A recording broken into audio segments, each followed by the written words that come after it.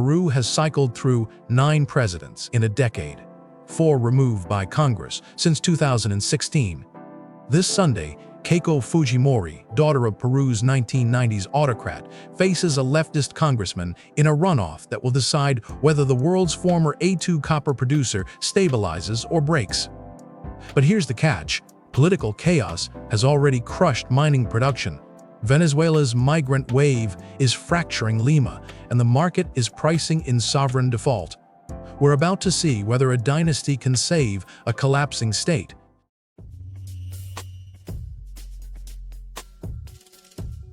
Lima, October 10, 2025. A concert shooting in the capital exposes a government that cannot keep its own citizens safe, and within hours, Congress votes Dina Boluarte out of office. Her approval rating was in the single digits. She was, according to global polling, one of the least popular leaders on earth. Her replacement, José Chiri, became Peru's 7th president since 2016. Think about that. In the time it took an American kid to finish elementary school, Peru burned through 7 heads of state. 4 of them were removed by Congress using a single constitutional clause, a no-confidence vote that needs only a simple majority. No formal impeachment, no long trial, just a show of hands. And this Sunday, voters head to a runoff that will almost certainly produce the 9th president in a decade. For ordinary Peruvians, this isn't political theater. It's why the trash sits uncollected, why the gangs run their neighborhoods, why the price of rice keeps climbing. Every new president inherits a country mid-collapse and gets ousted before they can fix it. But to understand how Peru ended up here, you have to start with one family name.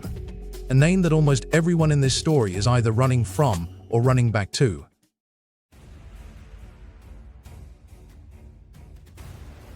That name is Fujimori. Keiko Fujimori, daughter of Alberto, jailed in 2018 for money laundering tied to her father's regime, is running for president for the 3rd time. Her platform is called Peru con Orden, order, economy, social, 3 pillars sold as a return to stability. But the order she's selling has a specific history. In August 1990, her father walked into office with inflation running at nearly 7,500%. Bread cost more by the hour. His response was the Fuji shock. Overnight, he killed subsidies, lifted price controls, slashed tariffs, and triggered mass layoffs. Then in April 1992, he dissolved Congress, suspended the Constitution, and rewrote the rules in what Peruvians call the auto golpe, the self-coup. By 1994, inflation was down to single digits. The cost was paid in jobs, in protests, and eventually in his own prison sentence. Keiko's pitch is softer. She's promising to defend the central bank's independence, honor existing contracts, cut red tape for foreign investors, and tighten mining concession rules. Not shock therapy, fine-tuning. The continuity is ideological, open markets, foreign capital, fiscal discipline. The instruments are incremental. But here's the catch. She's promising stability to a country that just removed 3 presidents in 3 years. And the people most furious about her return aren't the right. They're what's left of the Peruvian left. A left that, 4 years ago, almost won everything.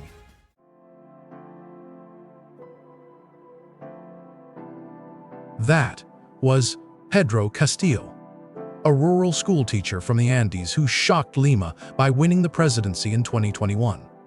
By December 2022, he was finished. Facing his own no-confidence vote, Castillo went on national television and tried to dissolve Congress himself, his own auto-golpe attempt. It lasted hours.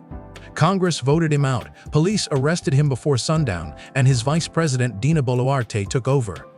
Then the country exploded. What followed was the worst political violence Peru had seen in a generation. In rural communities across the southern highlands, places that had voted for Castillo by overwhelming margins, protesters set up roadblocks, marched on Lima, demanded Boluarte resign, and Congress dissolve. Dozens were killed in clashes with security forces in early 2023. The international press called it the most disruptive unrest Peru had experienced in decades, and it shattered the Peruvian left from the inside out. Rural Castillo loyalists, indigenous, poor, furious, split irreconcilably from urban progressives in Lima who'd backed Castillo but recoiled from his coup attempt. The two sides have never spoken since. The left has lost the last 3 presidential runoffs. A movement that nearly took the country now can't agree on a candidate, which is exactly the vacuum Keiko Fujimori is walking into. But the real prize, the thing that makes whoever wins this Sunday matter to the entire world, isn't sitting in Lima. It's buried in the mountains.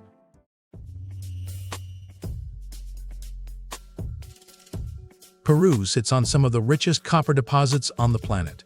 3 mines do most of the work: Las Bambas, Antamina, and Cuajone. Together, they're a meaningful slice of the world's supply for the metal that wires every electric car, every solar panel, every data center being built right now. And every one of them has been shut down by protests. Waves of unrest in 2021 and 2022 forced production halts at all 3. The Tia Maria Copper Project? Suspended since 2019, blocked by community opposition, now not expected to start producing until mid-2027. The numbers tell the rest. In 2023, Peru lost its spot as the world's second-largest copper producer to the Democratic Republic of Congo. Raw copper output contracted 0.7% in 2024 to 2.7 million tons. Falling ore grades at Cerro Verde and Veto didn't help. Through August 2025, production crept up just 2.6% year-on-year. Mining investment has flatlined around $5 billion annually, and what is being invested is going mostly to exploration and maintenance, not new production. The data we reviewed projects GDP growth slowing to 2.9% in 2026, down from 3.3%, dragged down by softer copper earnings. The country is sitting on a mountain of money it can no longer dig up fast enough. But the mines aren't the only veto point in Peru. There's another one, and it meets every Monday in downtown Lima.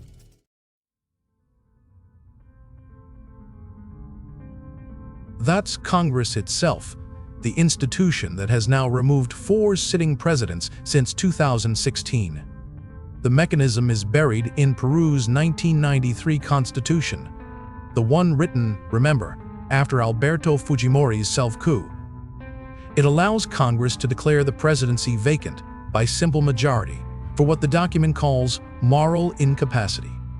No formal impeachment process, no Supreme Court review, no high evidentiary bar, just a vote. The clause was originally meant for cases of actual incapacitation, illness, mental decline, an absent president. Peru's Congress has turned it into a routine political weapon. 4 uses since 2016: Pedro Pablo Kuczynski, Martin Vizcarra, Pedro Castillo, Dina Boluarte. Each removal triggered the next crisis. Each new president walked in knowing the same axe was already raised over their head. And the research is blunt about why this keeps happening. Peru's party system is so fragmented that no president can build a stable majority, and a Congress dominated by competing micro-parties has every incentive to topple whoever sits in the palace. The legislature itself has become the source of the instability it claims to be correcting. Whoever wins Sunday's runoff will inherit this, a Congress that can fire them by lunchtime on a Tuesday, which is why investors aren't watching the campaign promises. They're counting votes in the chamber. But for ordinary Peruvians, the chaos in Lima translates into something much harder to ignore on the street.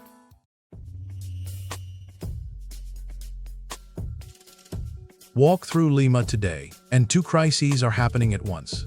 The first is gangs. Homicide rates have spiked, with criminal organizations now controlling whole neighborhoods.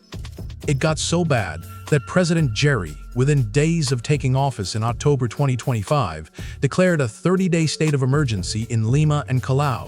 He extended it, then asked Congress for 60 days of special legislative powers. His opponents called it a cover for cracking down on anti-government protests. The second crisis is migration. Since 2014, roughly 1.5 million Venezuelans have entered Peru, and most are not going back. To put that in context, at the same time, 3.5 million Peruvians, more than 10% of the population, are living abroad. The country is being reshaped in both directions at once. The Venezuelans arrived needing healthcare, schools, jobs, and ran straight into Peru's weak social safety net, already buckling from the pandemic. A 2018 survey found 72% of Peruvians believe immigration is harming the country. That number has only hardened. Politicians on both the left and right have weaponized it, blaming migrants for crime, for unemployment, for the strain on hospitals. The research doesn't break out the exact fiscal cost, but it doesn't need to. Voters can feel it in emergency rooms and classroom sizes. And the country's worsening security situation is exactly what tipped Boluarte out of office. The shooting at that Lima concert was the trigger. The breakdown had been building for years.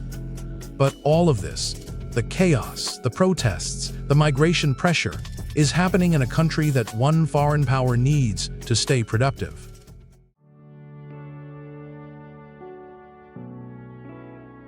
That power is China.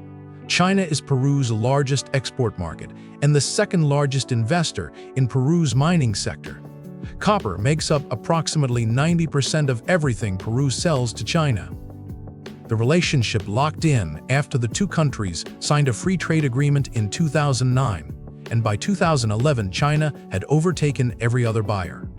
As of 2021, 27% of all Peruvian exports went there.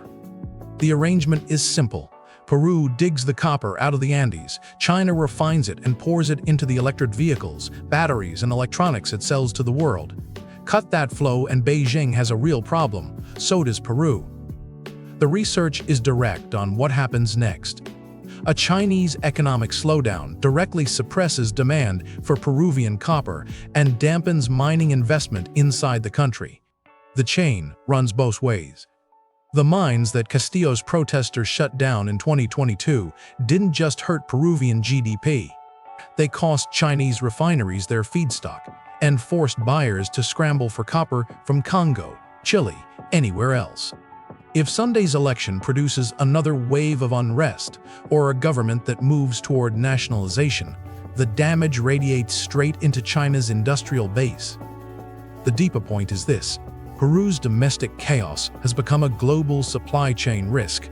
The bigger risk on this trajectory is that every political shock in Lima now prices itself into the cost of building anything that uses copper.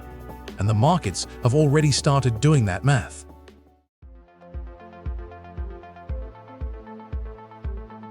The verdict is in the numbers.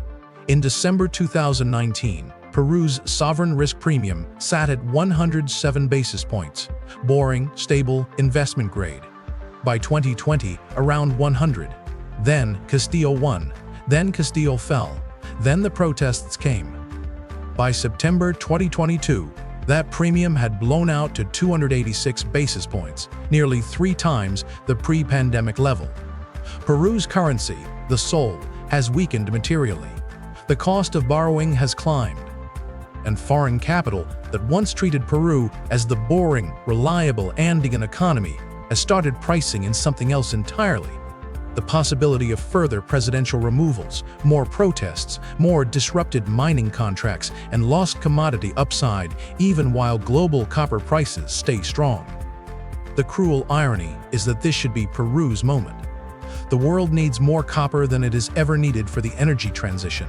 Prices are high. Demand is structural. And Peru is sitting on the supply, unable to dig it out, unable to keep a government in office long enough to sign the deals, unable to convince the markets that the next president won't be the 10th in 12 years. This is what political instability actually costs. Not in abstract terms, but in basis points, in mines that don't open, in a currency that buys less, in a generation of Peruvians watching their country sell itself short of what it could have been. 9 presidents in a decade. A left that broke itself. A constitutional clause being used as a guillotine.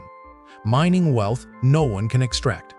The data points one way. Until Peru fixes the machinery in Lima, the copper in the mountains stays exactly where it is. Peru's economy cannot sustain this many crises at once.